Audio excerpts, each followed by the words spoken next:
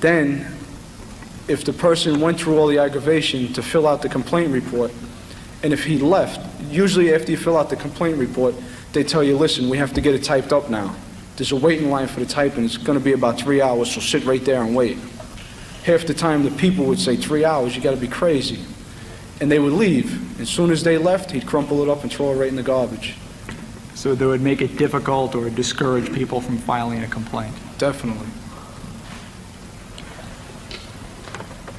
Mr. Cawley, were you ever called before the Civilian Complaint Review Board? Yes. Could you tell us the circumstances surrounding that? Well, it was the night before Halloween. Myself and my partner, we were driving down Creston Avenue between 183rd and 184th Street. And it was a pretty warm night, so we had the windows of the police car open. And then all of a sudden, like 3 eggs come from the roof, and they hit the side of the police car right where the window goes down. The eggs hit on an angle, and they splashed across myself and my partner. At that time, myself and my partner, we jumped out of the car. We ran into the building. We figured who was ever in the building, we'd catch him on the way down from the roof.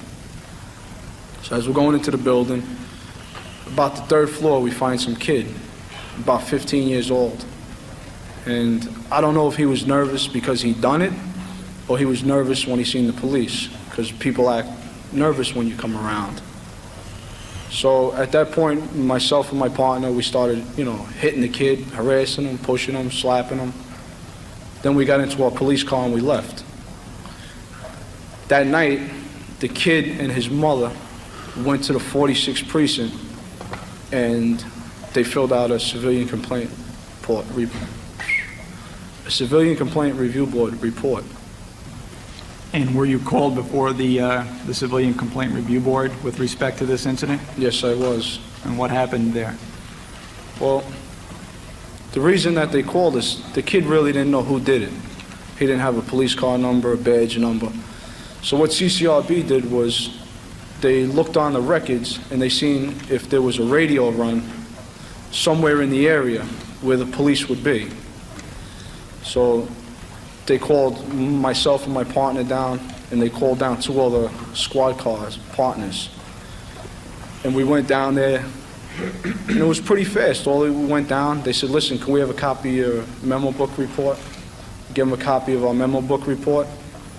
Then he asked us, he says, listen, were you on Creston Avenue at any time? And we just told him no. And he says, all right, we'll get back to you, and that was it. You never heard anything again?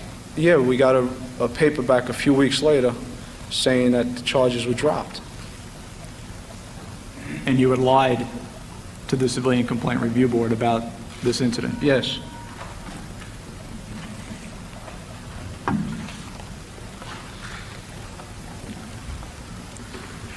Mr. Cawley, would you please describe to the commissioners a series of events which occurred on a July 4th weekend at an address on Walton Avenue in the Bronx? What year? Yeah. Mr. Cawley, do you have an idea of what year this is?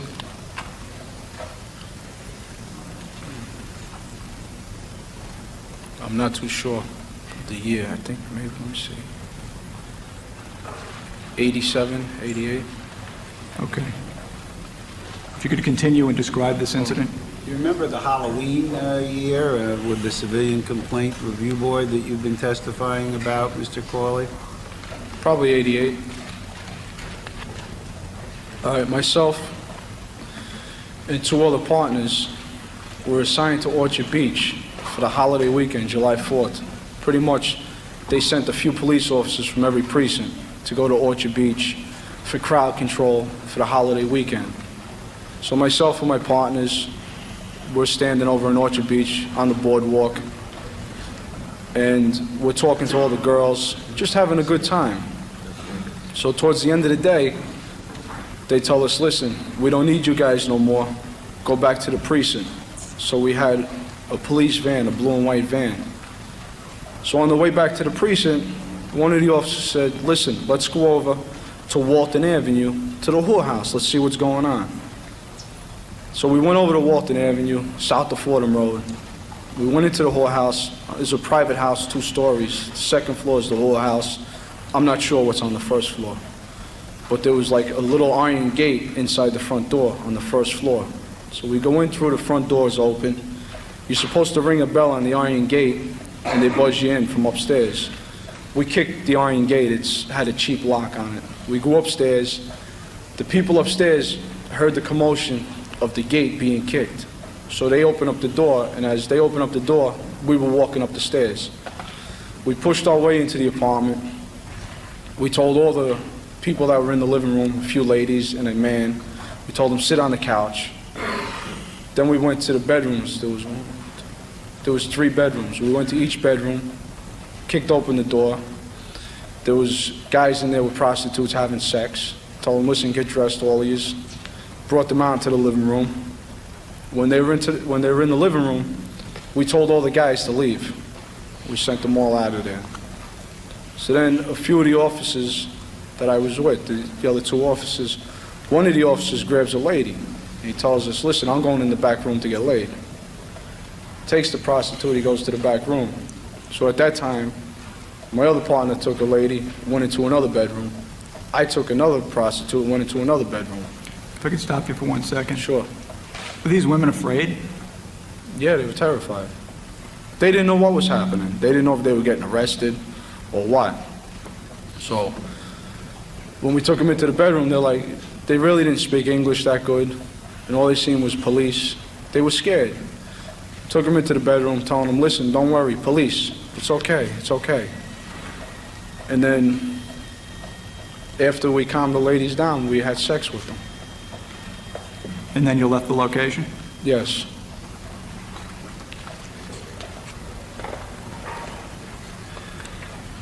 Did you ever tell anyone in the precinct about this event? Yes, I told a friend of mine, the guy, when I first got to the precinct, told me they were going to test me that night.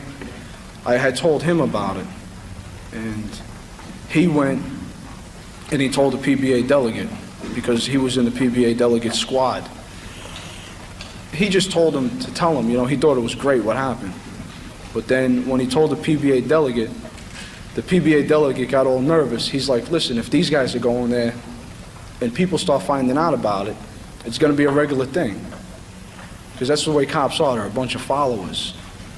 So if they heard that we got it, we went there, they were going to start going there, pushing up on them, maybe extorting them, I don't know. So the PBA delegate, he went and he told the precinct captain.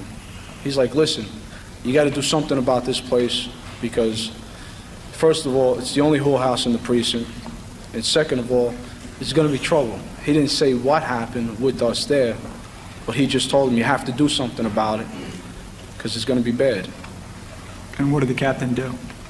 The captain got himself and a few other guys, and they went and they raided the place. I don't know what happened after that. To your knowledge, the PBA delegate did not tell the captain about the events which you just described on that July 4th No, he weekend. didn't. The material I have suggests, Mr. Byrne, that this was 1990. Does that refresh your recollection at all? 1990? That's what I have. I'm interested in knowing whether or not you share that view. No. No. It couldn't be 1990 because I got arrested by alcohol, tobacco, and firearms in October of 1990. And prior to that, I was on desk duty. So if anything, it had to be before then. All right. Well, I'm just anxious to be sure we have the date as close as we can get it.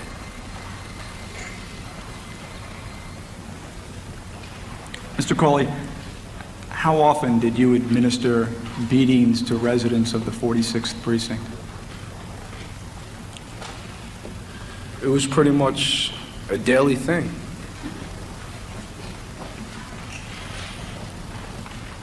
And to your knowledge, how many police officers from the 46th precinct, when you were assigned there, participated in the beating of the residents of the precinct?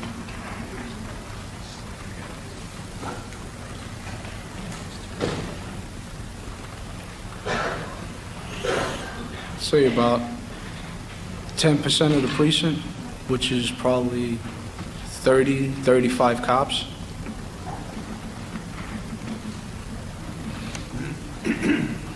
Mr. Cawley, how long were you assigned to the 46th precinct? Approximately 2.5 years. And in that 2.5-year period, how many individuals do you think you administered beatings to in the 46th precinct?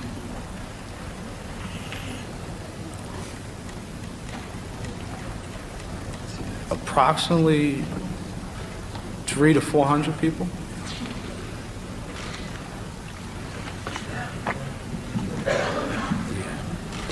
Mr. Cawley, weren't you ever afraid of getting caught at doing this? No, who's going to catch us? We're the police. I mean, we're in charge. Were you ever afraid that one of your fellow officers might turn you in? Never. Why not? Because it was the blue wall of silence. Cops don't tell on cops. And if they did tell on, if a cop decided to tell on me, his career is ruined. He's going to be labeled as a rat. So if he's got 15 more years to go on the job, he's going to be miserable because it follows you wherever you go. And he could be in a precinct, he's going to have nobody to work with. And chances are, if it comes down to it, they're going to let him get hurt.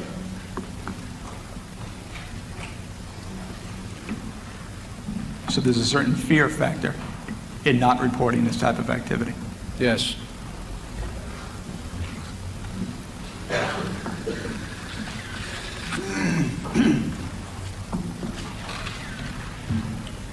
Mr. Cawley, did there come a time when you were assigned to a specialized unit in the 46th precinct? Yes. What was that unit? The unit, it was called BAND. It stood for Bronx Anti-Narcotics Drive. Could you explain to the commissioners the purpose and functions of this unit, which for the purposes of your testimony we will refer to as BAND? Well, the function of the unit was just to control drugs, all drug jobs. The reason for BAND was to take all the drug jobs from the guys in patrol. Instead of having them go and answering drug jobs and family disputes and stuff like that, they had the BAND unit that was strictly drugs. Whenever a drug job came over the radio, BAND would take it.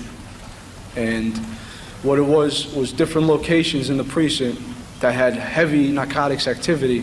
What they used to do was they would put maybe 1 or 2 BAND police officers on foot to stand around, give a police presence, try to, steer people away from buying or selling drugs. Did you ask to be transferred into this unit? Yes, I did. Why did you ask to be transferred into the unit?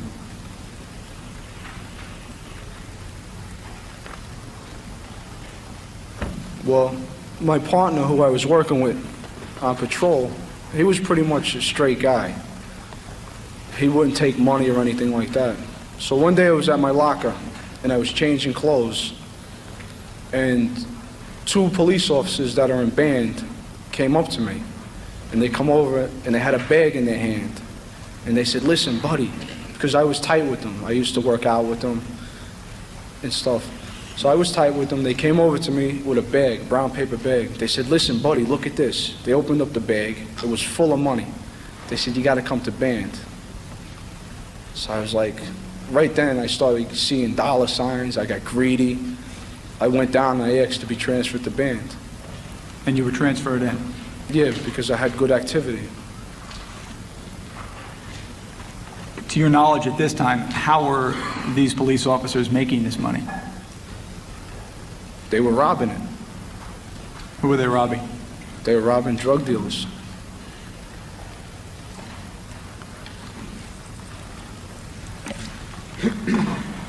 Mr. Cawley, was it a common practice of some members of the 46th Precinct BAND unit, including yourself, to break into apartments which were suspected drug locations?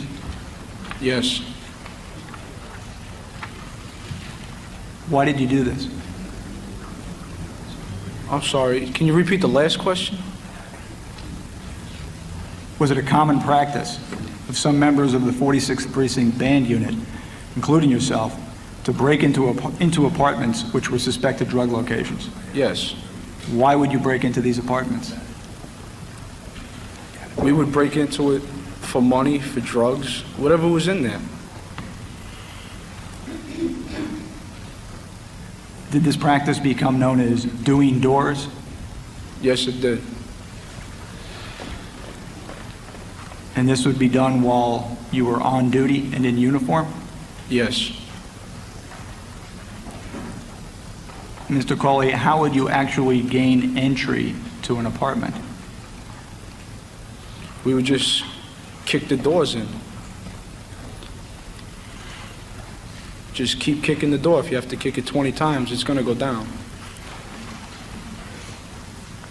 Mr. Cawley, at any time that you kicked the door in and entered an apartment, did you ever have a search warrant? Never. Mr. Cawley, in your entire career with the New York City Police Department, did you ever execute a search warrant? No.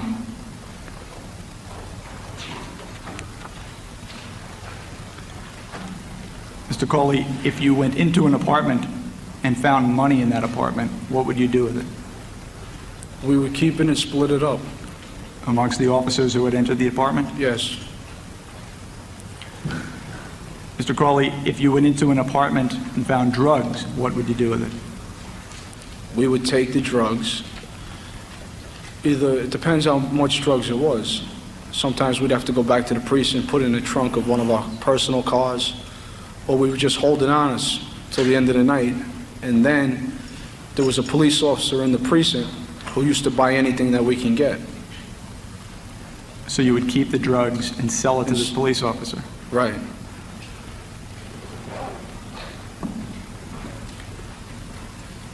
If you went into an apartment and found guns, what would you do with those?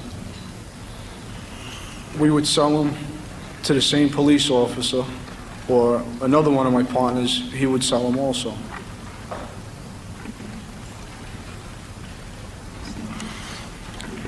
And you would be going into these locations in uniform while on duty?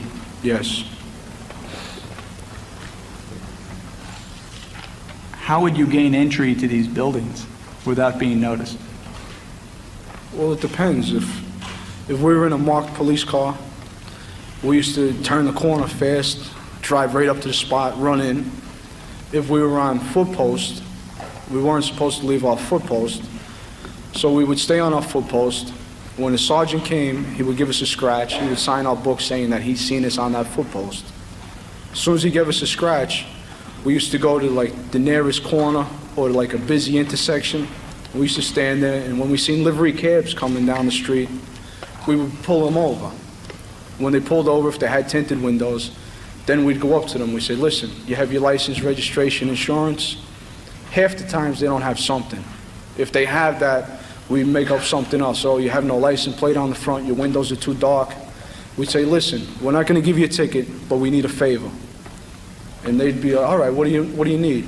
We need you to drive us over here. Sometimes we'd have them drive us around for 15 minutes, a half hour. We'd go around, find out where we're going to hit. We'd have the livery cab pull up in front of the place, double park. So now we have tinted windows on the car, so we could just sit there and just wait. And as soon as the perfect opportunity comes, we jump right out of the cab, right into the building.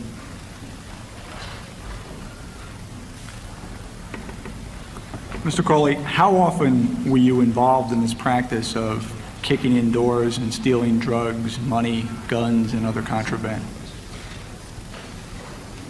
How many times a day, you said, or how many times? How often? What time period are we talking about here? Was it 6 months, a year? About a year and a half. About a year and a half. And during this year and a half, in any given week, how many times would you engage in this practice of kicking in doors? It depends. Basically, when we were kicking doors, we used to average about 5 doors a night. And then we used to do that every night, but we might hit the same apartment 3 times that week, 3 different nights, you know. Mr. Cawley, did you ever make any arrests when you did any of those things? During my last year and a half? Yes. No. At that period of time. No. Were you ever questioned by your supervisors as to why you did not make arrests? Never. They didn't even know we were going in there, kicking indoors. They had no clue what was going on.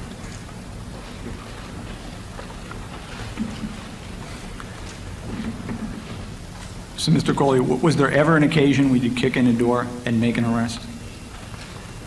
In the beginning, yeah. Before I had went to the band unit, yes. Would you be the arresting officer in those instances? Excuse me? When you made the arrest before the year, that year and a half you're talking about, you said you used to make arrests, is that correct? Sometimes, yeah. When you did, I assume you were listed as the arresting officer? Myself or my partner, yeah. When you did so, would you make out a complaint? Yes, it's part of the arrest paperwork. Did you ever have to go to court and testify in those cases? Yes. When you testified in those cases, did you ever testify truthfully or untruthfully? Basically, if we made an arrest in an apartment, we would lie at court. You can't tell them the truth because you're not supposed to be there without a warrant. Well, that's what I thought.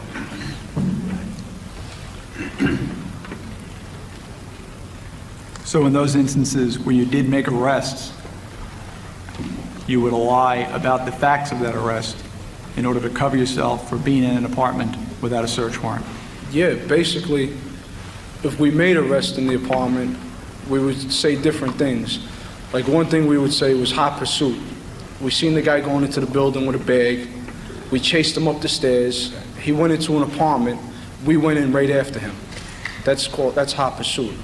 Another time what we would do was we'd kick in an apartment, and if we were going to arrest the people in the apartment, just say if we found guns or whatever, we would tell another police officer, listen, go down the block.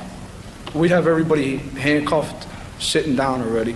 We tell the other officer, listen, go down the block, call 911, tell them such and such a location, such and such an apartment, you heard shots fired, you hear people screaming. We'd be sitting in the apartment, then all of a sudden we hear the beeping on the radio. When it's like an emergency call, the radio goes beep, beep, beep, and then it says in the 4-6, shots fired. And we'd be sitting there. And then we'd give it probably like 30 to 40 seconds because cars respond fast in the 4-6 because there's so many cars, so little territory. Then after like 40 seconds, we'd scream on the radio like like our adrenaline was pumping. Central, we're 84, we're on the scene. Slow the units down, no further. And then we'd take them out, and then we'd make up a story. And in fact, you'd just been sitting in the apartment for quite some time. Yeah, sometimes we used to sit there and the TV would be on, we'd just sit there and wait till we heard the radio.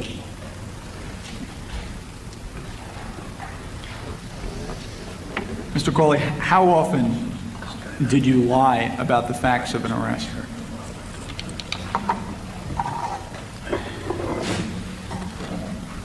A lot. More than half? Less than half? Say about half. Half the time.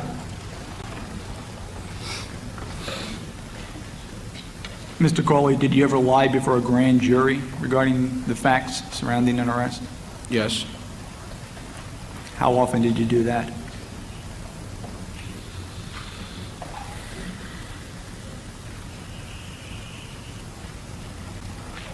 Less than 25% of the time.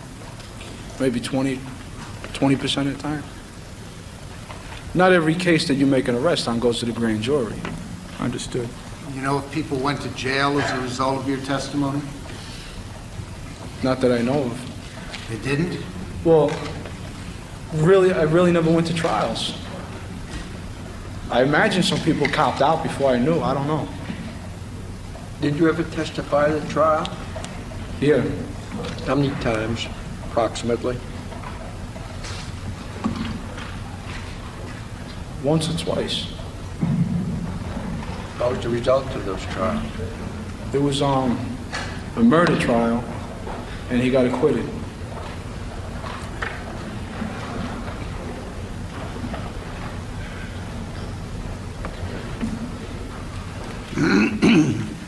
Mr. Cawley, to your knowledge, was lying about the facts surrounding an arrest a common practice among police officers in the 46th Precinct? Yes.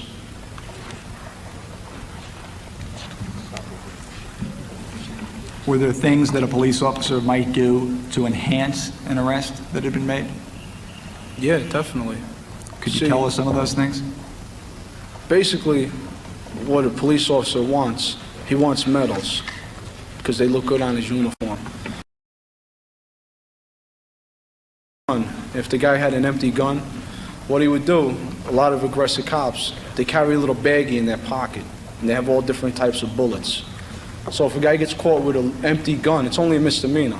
What he would do is he'd load it up for him, charge him with the felony. Then he would write it up to get a medal out of it. Other things that they used to do is if you catch somebody and they only have like a little coke on them, just say maybe they have a half ounce, and you want to enhance it and you want to, make it look like you made a good arrest, you'd stop by the bodega on the way to the precinct. You pick up a thing of Arm & Hammer baking soda, and you just dump it in. Mix it up. So now when it goes to the police lab, it might go down there as 5 ounces instead of a half an ounce. All the police lab does is just take a little sample out, they test it. If it tests positive, they charge you with the 5 ounces.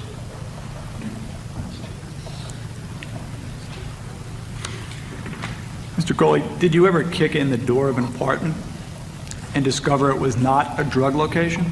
Yes. What would you tell the occupants of that apartment? Well, if the people were home, we used to, tell them, listen, it was a mistake. We thought there was a burglary here. Somebody seen somebody go into your apartment. We'd make up stories. They didn't know we were doing it to rob them. They thought we were doing it out of police work. Then we go down and we talk to the super. And we tell them, listen, we kicked in this door by mistake. The people are home. You think you can fix it? The super's not going to think the police are going to lie to him. He's going to go out of his way and fix it for the people.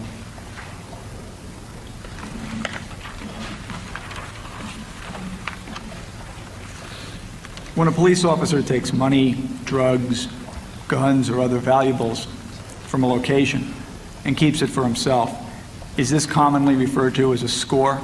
Yes. Mr. Cawley, would you please tell the commissioners about what you consider to be your biggest score?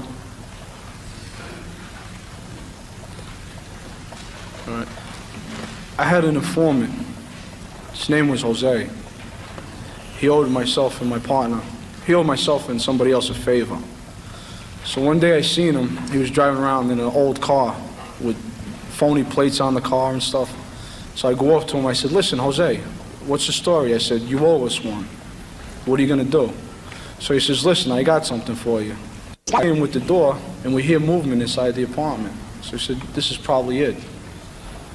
So we start kicking the door, and the door was strong. It wasn't going in. So as we're kicking the door, I hear like a rumble in the apartment, and then I hear a big bang. Mostly drug apartments on the fire escape, they'll put plywood with bolts into the wall to prevent people from coming in the fire escape window. So I heard a big bang, and I told my partner, I said, listen, I said, it sounds like they went out the fire escape. So he says, all right, so we kicked the door a few more times. It's better if the person wasn't in the apartment. Why is that? Because if he's in the apartment, he could say you robbed him. If he's not in the apartment, he doesn't know what you did with the stuff. He don't know if you turned it in. He don't know if you flushed it down the toilet.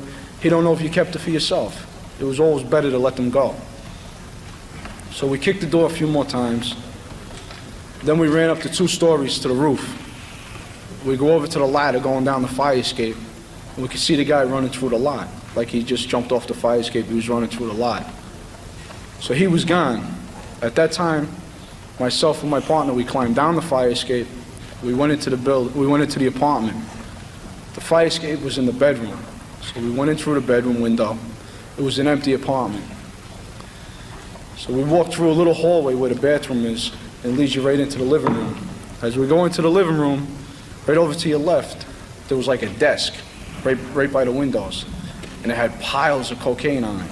On newspaper, it was like open, and then there was a full kilo. So my partner, he goes over, and he just grabs his hand and he starts like scooping it into a baggie. So I told my partner, I said, listen, I said, don't get that stuff on your hands. It might seek in through your hands. Now you'll have cocaine in your system. If you test, you're going to test positive. So he says, all right. So he starts getting the newspaper and he pours it into the baggies. As he's doing that, I go and I look in the closet. And in the closet, on the top shelf, I found a MAC-10. It's a semi-automatic machine gun. It holds a clip with 30 rounds. It can be converted to an automatic. I find that in the closet.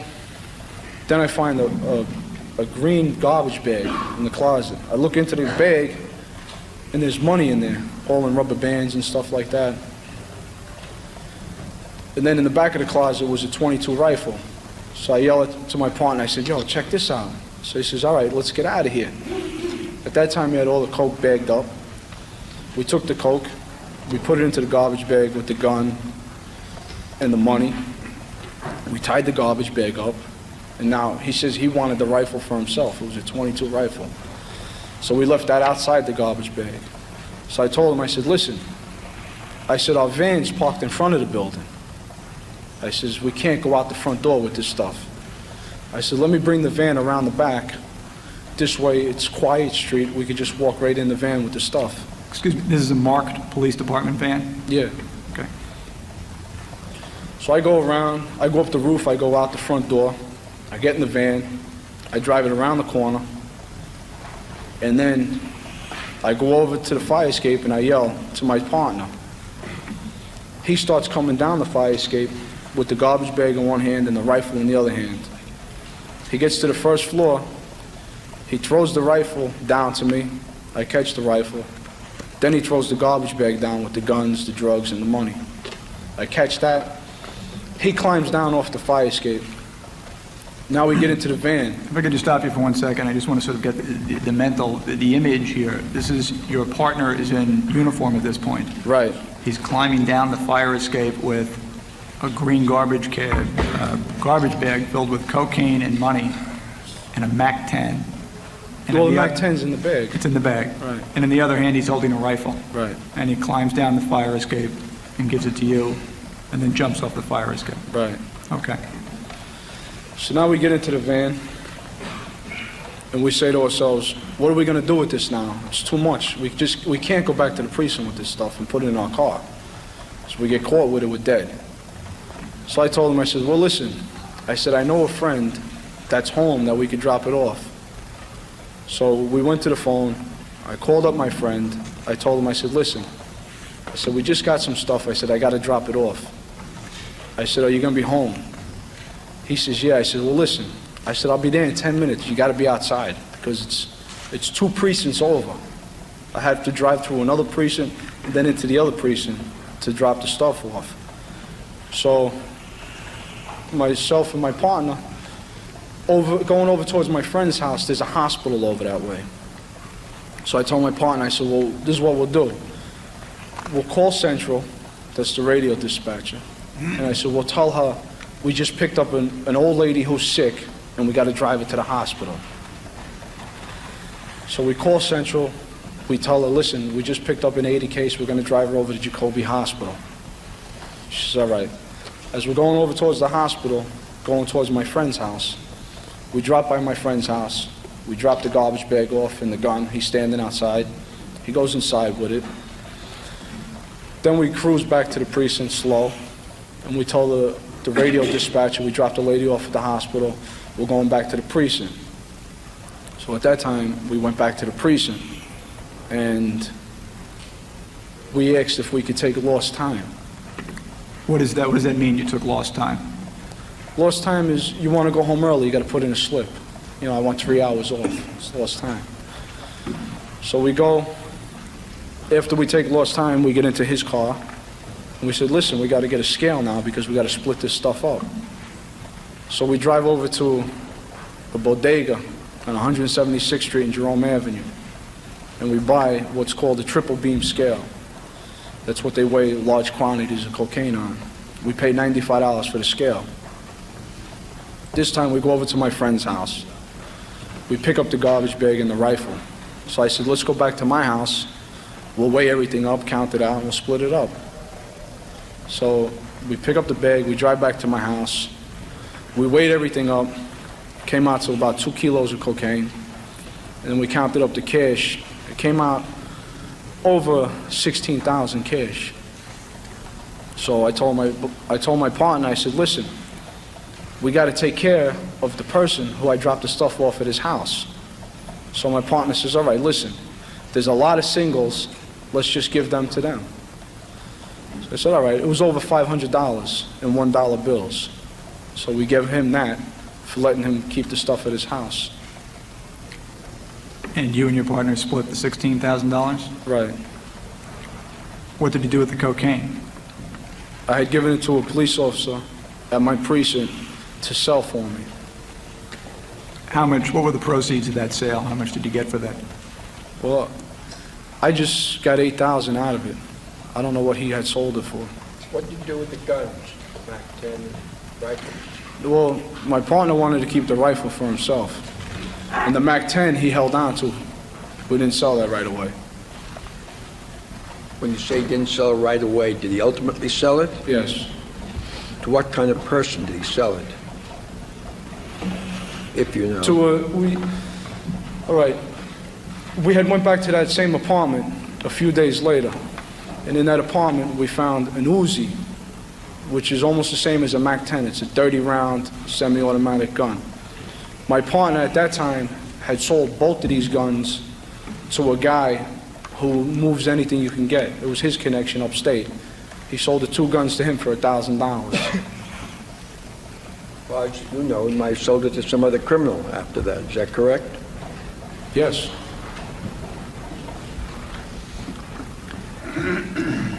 Mr. Cawley, this person who you referred to, who the guns were sold to your knowledge, was that person ultimately arrested? Yes, he was. Are you aware of the charges that person was arrested for? Yes. He got arrested by the feds for RICO, kidnapping, and murder.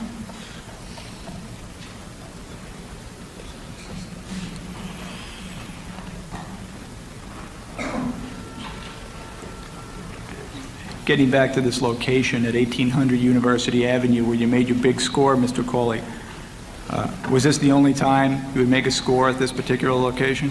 No. How often would you go to this location We would stop by there every night. in order to We would make a just- score to hit the place? Right.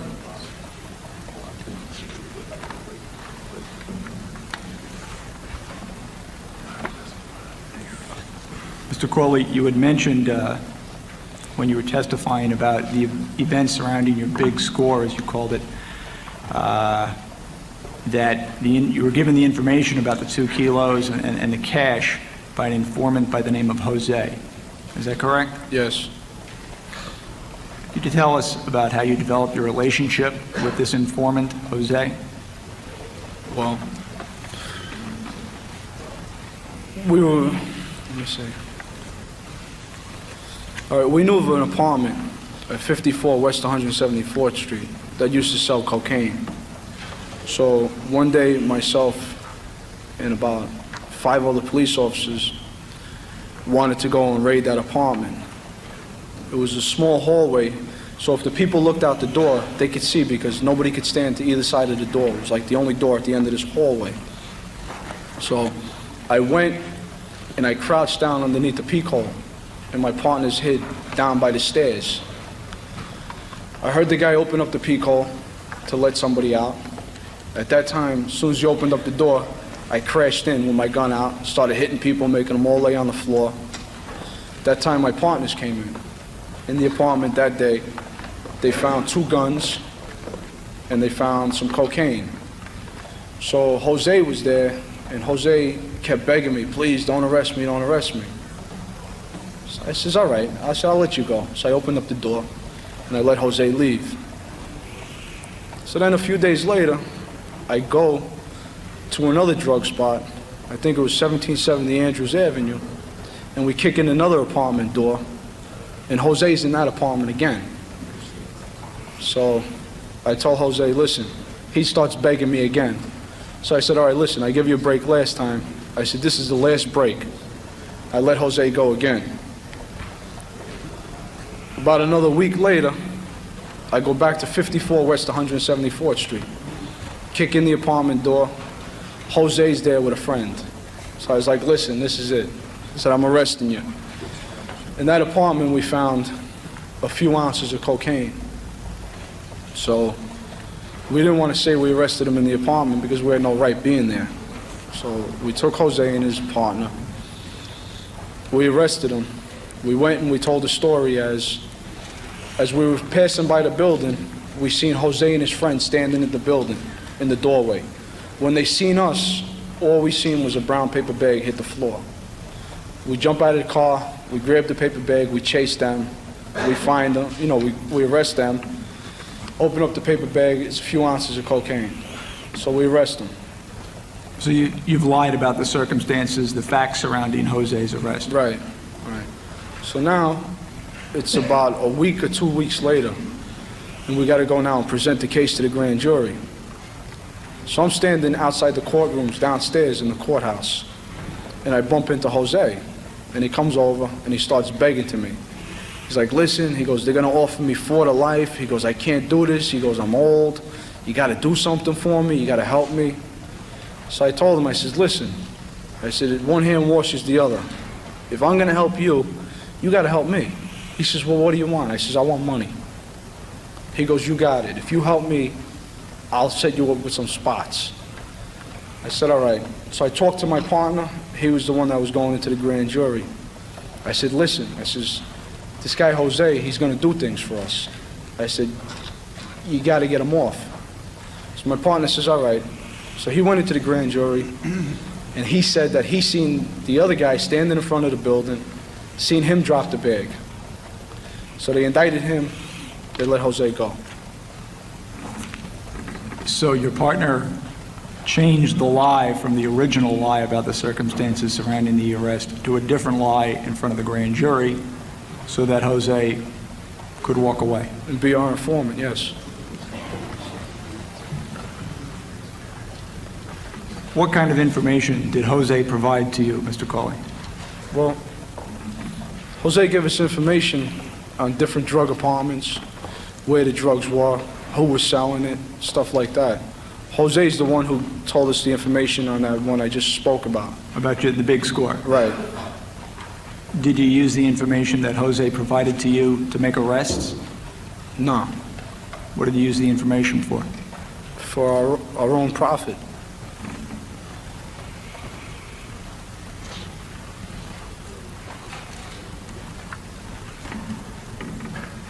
Did Jose tell you about an apartment, another apartment at 1800 University Avenue, which you made a score at? Yeah, he had told us 1800 University is divided up into 3 buildings, the right, the left, the center. He had told us, he goes, if you go into the center building, he goes, go up to the first floor, make a right, he goes, it's the door on your left. He goes, that's where they keep this stuff for one of the spots. He goes, that's where they cut it up and package it, and they bring it next door to the other apartment. So myself and my partner, we pull up to the building, we go in, and Jose's standing in the hallway, and he's acting like he's the super's helper. When you go into any building, everybody in there is the super's helper. Jose's standing there with a broom. I'm the super's helper. You know, he knows who we are. He's just playing it off. So we go into the building, we push Jose, we smack him, and then he starts pointing. That's the door. Go over to the door, kick the door in. Go check out the apartment. It's an empty apartment. But when I had went into the back room, I had seen a little desk with some cocaine in the scale. So I come back outside, and I tell Jose, we get him, myself and my partner, and we drag him in the apartment, you know, like we're harassing him and stuff. We drag him into the apartment. We barricade the apartment door. So Jose tells me, he says, listen, he goes, the stuff's here. It's in the floor somewhere. You got to find it. And basically, all apartments have hardwood floors, and most of the drug apartments, what they do is they get those square stick-on tiles, those wax tiles, and that's what they do. They tile their whole apartment with that. But one tile, they pick it up and they cut a hole in the floor, and they stick the tile on it. So now if you just look at it, it's a regular floor. You got to try every tile. So at that time, we went into the bedroom, my partner, myself, and Jose. We said, we got to try every tile. So we give Jose a knife, I took a knife, my partner took a knife, and we got on our hands and our knees, and we tried every tile in the apartment.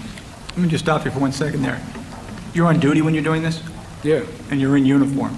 yes, It's you and your partner and Jose down on your hands and knees in this apartment, yes. peeling away every tile until you find the stain? Yeah, we're just trying the corners. If it's stuck hard, you know that's not the one. As soon as you get the tile, that's the one, it comes right up. Okay, continue, please. So in the bedroom, we found the tile in the floor. Pick up the tile, put our hand in the floorboard, we come out with some cocaine. It's about 5 ounces of cocaine. So now, we're about to leave the apartment, and I look at the floor in the living room. It's got the same tiles as the floor in the bedroom. So I tell him, yo, we can't go. There's got to be another hole in here. So at that point, we get on our hands and knees again, and we try every tile. Over by the window, we hit. We got a hole in the floor. In that tile, we found a .38 caliber revolver, and we found some cash. Probably about $2,500 worth of cash. So now, we're about to leave. So we said, you know, we just can't leave Jose here now. We have to clean out the apartment. How's he going to lie to them? So we told Jose, listen, we're going to make like we're arresting you. So there was a jacket in the apartment, a nice 3/4 leather jacket, goose down. Told Jose to put on the jacket. We handcuffed him behind his back. Then we put the money, the drugs, and the gun on him. And we walked him out, and we put him into the back of the police car. I sat in the back of the police car with him, just like a regular arrest. We're driving as if we're going to the precinct. We keep watching behind us. There's no cars following us. When the time was right, we made a turn off, and we drove to an isolated area over by the Harlem River, right where Metro North is. No cars come down there or nothing. So we pull up over there with Jose. The river's like 5 feet away from us. So we take Jose out of the car. We take the stuff out of his pockets. And Jose's starting to get real scared. You know, what are you doing to me? What are you doing? He thought we were going to kill him and throw him in the water. So I told him, after we take the stuff out of Jose, take the handcuffs off of him. Now he's happy. And we take the handcuffs off of him. Then we divide up the money right there. And Jose's 3 back- ways, 2 ways? Excuse me? 3 ways. Even cut for everybody. So after we divide up the money, Jose keeps begging me, let me have the gun, let me have the gun. So I was like, no, I'm not giving it to you. But he's like, listen, you promised me, you have to give it to me. So I said, all right, listen. So I'll give you the gun, but I said, I'll take the bullets. I said, you're not driving in the back of the cop car with the gun loaded. You know, I don't know what he's gonna do now. So we take the cocaine. We had tape in the car. We taped the cocaine up nice and tight. So now we say to Jose, listen, you can't go back around the area. He's like, but I live over there. What am I going to do? So we said, Let me just listen, interrupt you for 1 second. Why can't Jose go back to the neighborhood? because now they think he's arrested. He just can't walk around 3 hours later with money in his pocket. So we drive him.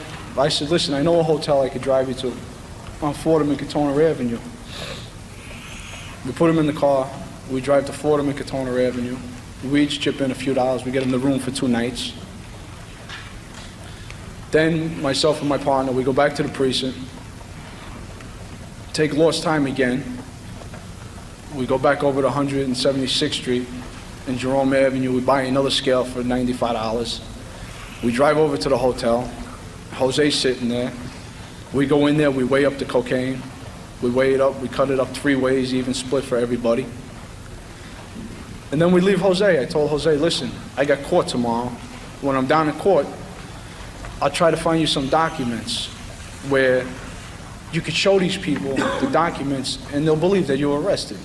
Where are you going to get them if you weren't arrested? So I went down to court the next day. I was in uniform. I went into the arraignment part of court, and there was a court officer there. So I asked the court officer, I said, listen, if somebody gets arrested, what kind of paperwork do you give them when they go out? So he says, I give them this. It was like a blue legal document. So I said, listen, can I have some? So he gave me about 10 of them. I went back to the precinct that night. It was about 3 in the afternoon. Filled out the paperwork, drove over to the hotel, met Jose, and gave him the paperwork.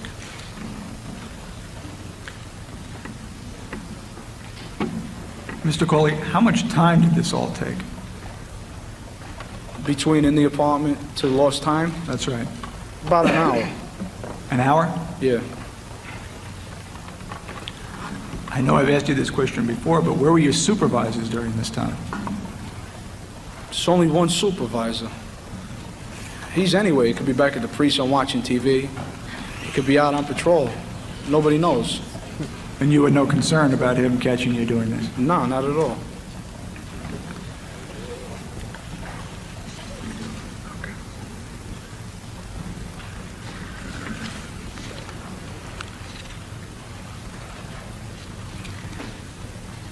Mr. Cawley, did Jose provide you with other locations as well? Yes, he did. Did he provide you with a location at Davidson Avenue and Evelyn Place? Yes. What kind of a score did you make at that location?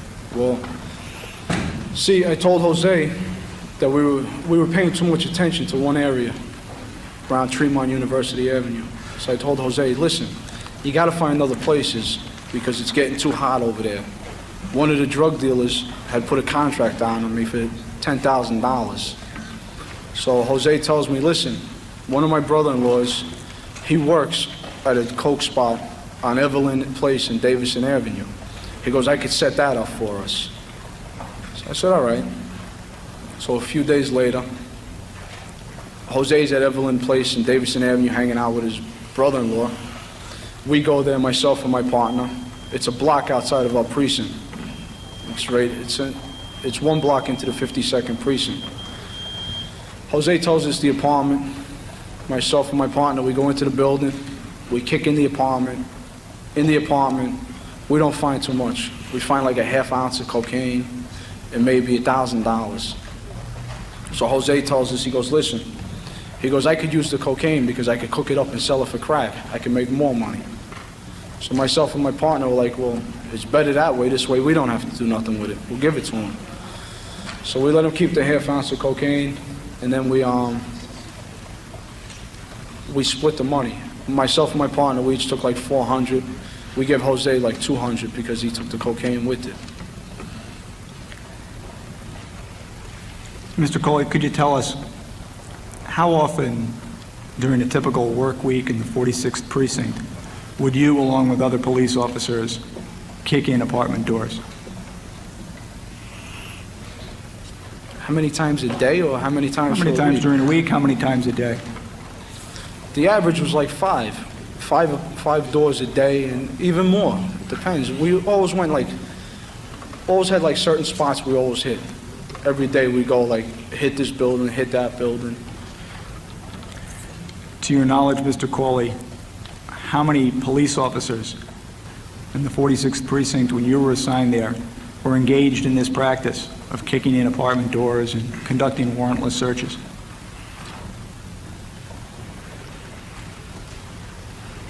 About 30 to 40 around there.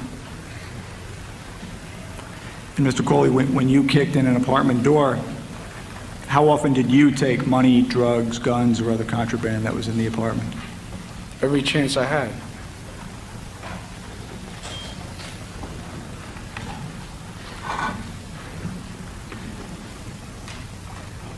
Mr. Cawley, what tours did you work when you engaged in this activity? Basically, we worked 4 to 12s and midnights. What did you do in your day tours? Well, Day tours were pretty much for police work. We used to go out, we used to get our activity. We used to get the 25 parking tickets. We used to sit on red lights, give out the 3 red lights for the month, the 7 movers. Do what you might consider real police work. Yes.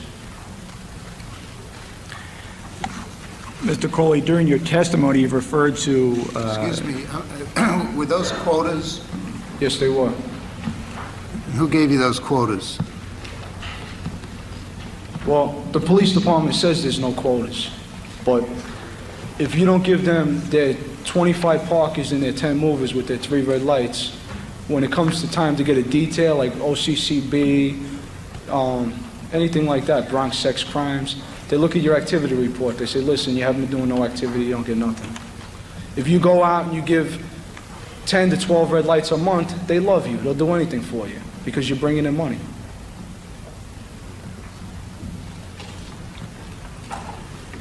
Mr. Cawley, during your testimony this afternoon, you've referred to your partner a number of times. Mr. Burns, can I say one more thing? Sure. In the precinct, if you want overtime, what they'll tell you is, listen, we'll give you 8 hours overtime. You got to come in and do red lights. We want 10, 12 red lights. And that's it. They'll put you in a car by yourself. You go out there, you sit on a red light, and you just give them their 10 to 12. If you finish by 12 o'clock in the afternoon, you can go upstairs and watch TV the rest of the day. They're happy. Are those legitimate red lights or just red lights? Depends. I've seen people up in the TV room, sitting down, just making names out of nowhere. You know, putting down a license plate. They'll just start making up numbers, and then they'll put temporary Pennsylvania, and they'll write you out a steady red light. They'll write you out no registration. They'll bang out all their summonses like that. Same thing with parking tickets. Mr. Cawley, during your testimony this afternoon, you've referred to your partner a number of times when telling us about specific events. Is this always the same person you're referring to, or are these a number of police officers who were your partners during a number of these different events? No, it's all different police officers. See, if they put 2 guys out in a marked police car, if one of them make an arrest, instead of putting that car out of service, they'll tell you which guy you want on a foot post. You look at the list, you see who's good, you know who's down, you get them.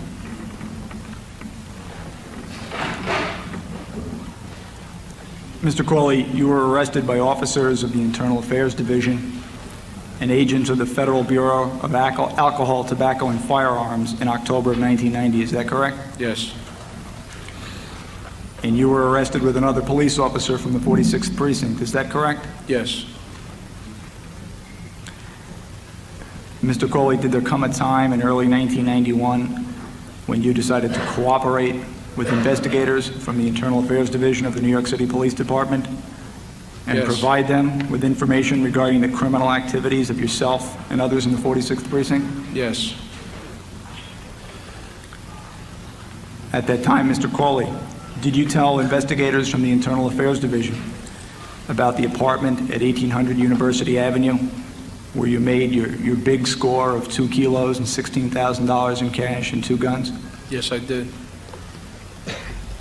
Did you tell investigators from the Internal Affairs Division that this location was hit frequently by various police officers from the 46th Precinct? Yes.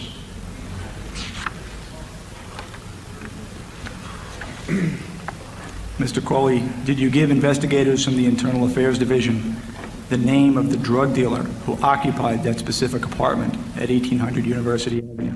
Yes, I did. To your knowledge, Mr. Cawley, did investigators from the Internal Affairs Division ever attempt to contact this individual? Not that I'm aware of, no. Mr. Chairman, I have in my possession a document which I have deemed marked as Commission's Banned Exhibit Number 1. Is an investigating officer's report from the Internal Affairs Division of the New York City Police Department dated December 27th, 1990. This is a debriefing report of Mr. Cawley, in which Mr. Cawley provided the Internal Affairs Division with the names of 4 police officers who he alleged were involved with stealing drugs and money from this particular drug dealer at this specific apartment at 1800 University Avenue.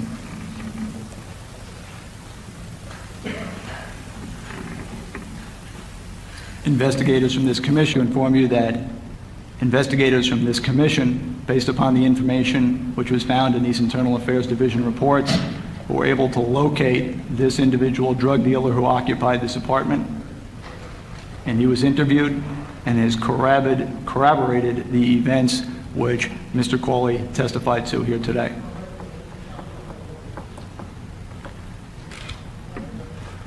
Mr. Cawley, when you cooperated with the Internal Affairs Division, did you make them aware of your relationship with your informant, Jose?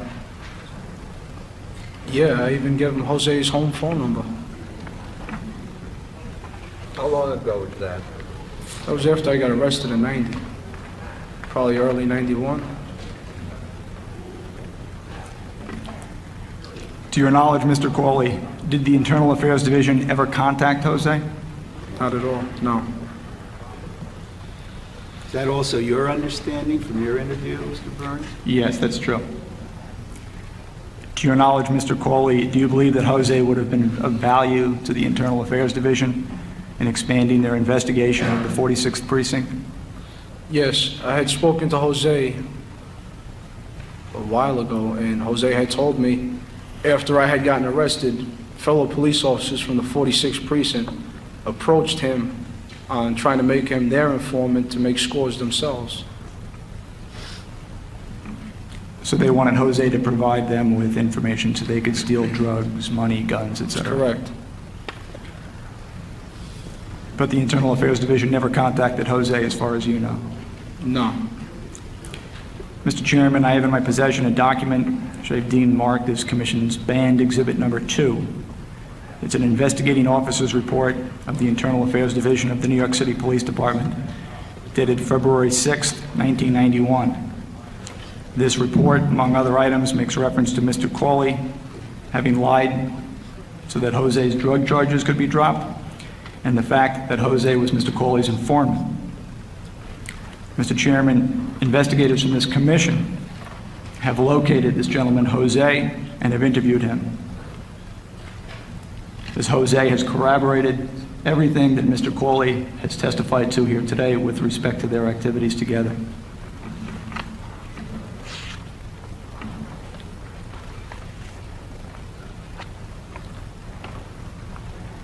Mr. Cawley, excuse me, do you recall how many police officers in the 46th Precinct you identified for the Internal Affairs Division as being involved in criminal conduct? Approximately 10 to 15. Mr. Chairman, investigators from this commission have determined that Mr. Cawley identified 13 separate police officers to the Internal Affairs Division as being involved in criminal conduct in the 46th Precinct. And this commission has determined that 10 of these police officers remain on the police force today. Mr. Cawley, when you were working with the Internal Affairs Division of the New York City Police Department, was it your impression that they were seriously interested in the information you provided to expand their investigation into the 46th Precinct?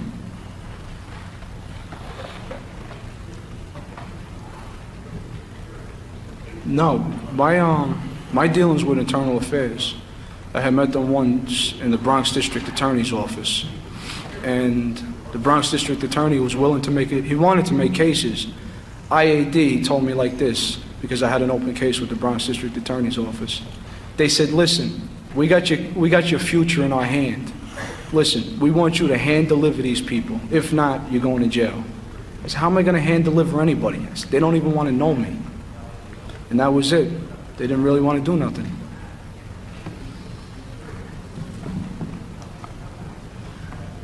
Mr. Cawley, to your knowledge, you conducted the investigation for which resulted in your jail sentence, which you're serving right now. The investigation, it was led by Tom Leahy and the Bronx District Attorney Squad.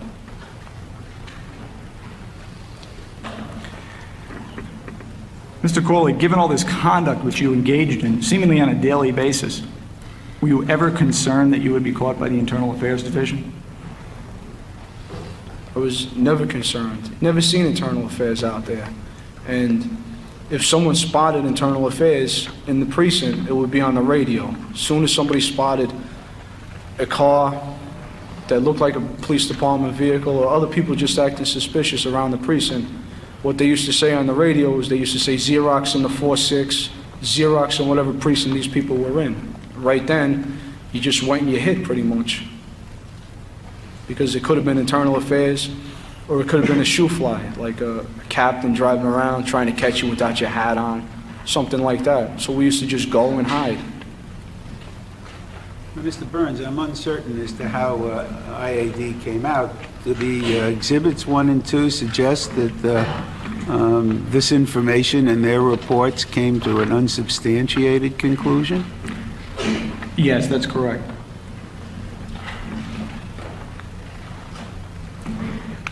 Mr. Cawley, when you were a police officer, you were evaluated by your superiors, is that correct? Yes. What were your formal evaluations like? Every evaluation I had was above standards because of my activity. Mr. Cawley, has any member of this commission made any promises to you in exchange for your testimony here today? No. Mr. Cawley, would you like to make a statement to the commissioners? Yes, I would. The things I have done were wrong. I participated in acts which may have devastated families and disrupted homes and ruined lives. I am in prison now and will remain there for the foreseeable future. I have lied to cover my acts and committed perjury to further my greed. I truly regret my actions, and I would like to apologize to anyone who I've hurt. If no further questions of this witness, Mr. Chairman. Thank you. Now, Mr.